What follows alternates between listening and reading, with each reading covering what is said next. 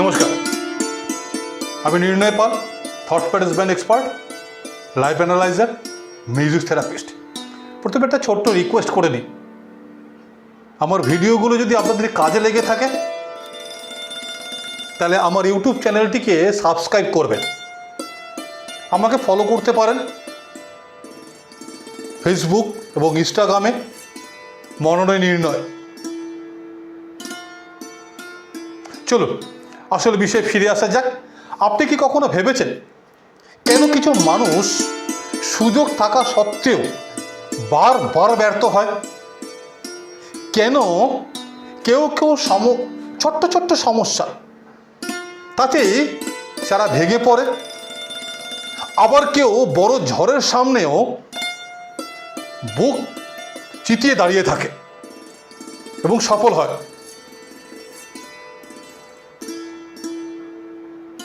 অনেকে মনে করেন আমাদের জীবন কোনো অভিশাপ আছে, ভাগ্য তাদের বিরুদ্ধে কাজ করছে। কিন্তু সত্যি কি তাই? আসুন তো এই বিষয় নিয়ে একটু কথা বলা যাক।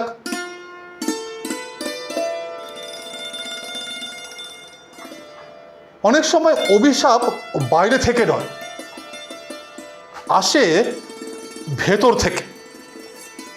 নিজের মনের ভেতরে এটা ক্রিয়েট হয় যখন আমরা প্রতিনিয়ত নিজেকে বলি আমি পারবো না, আমার দ্বারা কিছু হবে না, এবং আমার জীবনটা তো খারাপ হয়েই গেছে, আর কিছু হবার নেই। এই কথাগুলো যখন বারবার আপনি রিপিট করেন, আপনার ব্রেন এটাকে মেমোরাইজ করে রেখে দেয়। তখন এই নেতিবাচক চিন্তাগুলো ধীরে ধীরে আমাদের অবচেতন মনে গেঁথে যায়, ফলে আত্মবিশ্বাস আস্তে আস্তে কমে যায়, সিদ্ধান্ত নেওয়ার ক্ষমতা দুর্বল হয়, সম্পর্ক নষ্ট হয়, জীবনের প্রতি আগ্রহ হারিয়ে যায়। এই অবস্থায় একসময় মানসিক অশান্তি, উদ্বেগ, হতাশা এবং ভয়ের জন্ম দেয়। তখন মানুষ মনে করে যে যেন কোনো একটা অদৃশ্য অভিশাপের দ্বারা তারা জড়িয়ে পড়েছে, তাদের ভাগ্য খুব খারাপ। তারা বিভিন্ন রকমের জ্যোতিষীর কাছে ছুটতে থাকে, বিভিন্ন রকমের তাবিজ, কবজ, মাদুরি পড়তে থাকে।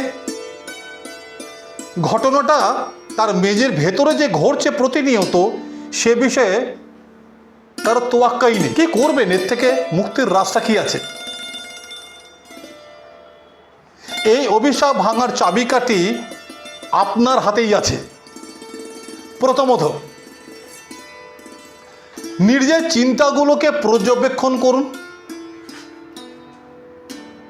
শিখুন সেখান থেকে, কাগজে লিখুন। দ্বিতীয়ত, নেতিবাচক চিন্তার পরিবর্তে বাস্তবসম্মত ও ইতিবাচক চিন্তার অভ্যাস গড়ে তুলুন। এটা একদিনে হবে না, এটা একটা প্রক্রিয়া, এটা একটা প্রসেস। আর এই প্রসেস গড়ে তোলার জন্যই আমি একটি প্ল্যাটফর্ম গড়ে তুলছি, যার নাম মাইন্ডস্কেপ। খুব শীঘ্রই আপনাদের সামনে আসতে চলেছে, যেখানে বিভিন্ন ধরনের যে নেতিবাচক চিন্তা আমাদের মাথার মধ্যে ঘুরে বেড়ায়, বছরের পর বছর যে আবর্জনাগুলো আমাদের মাথার মধ্যে জমে আছে, সেগুলো থেকে আপনাকে মুক্তি দেবে। থাকবে এর মধ্যে লাইফ অ্যানালাইজার, থাকবে এখানে থট অ্যানালাইজার, থাকবে বিভিন্ন ধরনের থেরাপি প্রোগ্রাম।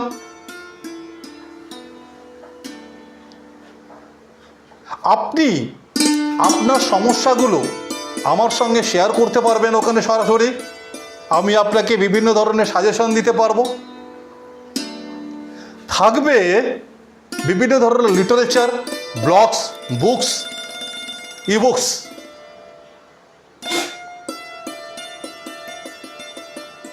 এবং এই সম্পূর্ণ ব্যাপারটা কিন্তু একদম বিনামূল্যে আপনি আপনার বাড়ি বসে আপনার সময় অনুযায়ী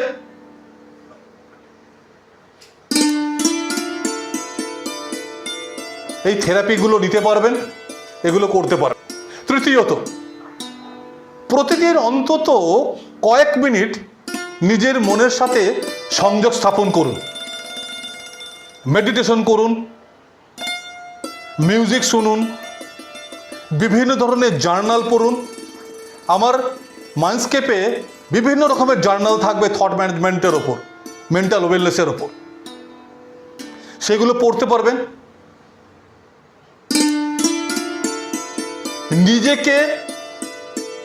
নিজেকে নিয়ে আত্মবিশ্লেষণ করুন, সেলফ অ্যানালাইসিস। মনে রাখবেন, যে মন নিজেকে অভিশপ্ত মনে করে সে মনেরই আবার নিজেকে আশীর্বাদ দেওয়ারও ক্ষমতা আছে। তাই আজ থেকে সিদ্ধান্ত নিন, আপনি আপনার মনকে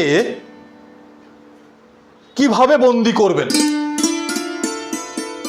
আপনি আপনার মনকে কিভাবে পরিচালনা করবেন। ভালো থাকুন, সুস্থ থাকুন, আমার ভিডিওগুলো মন দিয়ে দেখুন, অনেক রাস্তা খুঁজে পাবেন। বন্ধু বান্ধবদের সঙ্গে শেয়ার করুন, তাদেরও প্রয়োজন পড়বে।